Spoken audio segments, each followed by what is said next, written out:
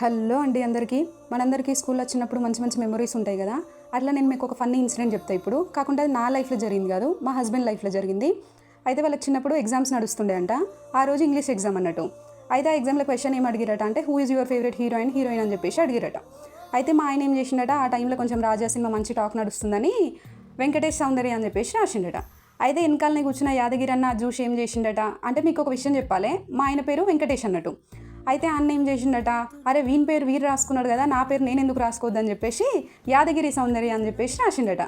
ఇక ఏమున్నదిగా పేపర్లు డిస్ట్రిబ్యూట్ చేసేటప్పుడు అన్న ఇక జరిగింది చెప్పేసరికి ఫుల్ నవ్వొచ్చిందట. ఇక అందరికీ క్లాస్ అంతా ఫన్నీ ఉండేట. ఇక మీ లైఫ్లో కూడా ఇట్లాంటి ఏమైనా మంచి ఫన్నీ ఇన్సిడెంట్స్ ఉంటే వీడియో కింద కామెంట్ చేయండి. ఏమైనా వీడియో విషయానికి వస్తే, పాప స్కూల్ నుంచి వచ్చే టైం అయిందని చెప్పేసి ప్రొమోగ్రానేట్ వస్తున్నా.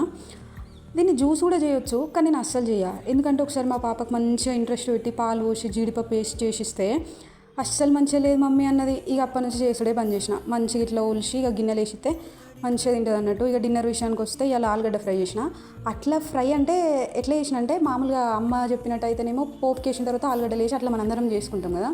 కానీ మొన్న యూట్యూబ్లో ఒక అక్క చెప్పింది, ఆమె ఎట్లా చేసిందంటే ఫస్ట్ పొటాటోస్ని ఆయిల్లో వేయించింది అన్నట్టు. మంచిగా వేయించిన తర్వాత అవి పక్కకు తీసుకొని తర్వాత పోపుకి వేసింది.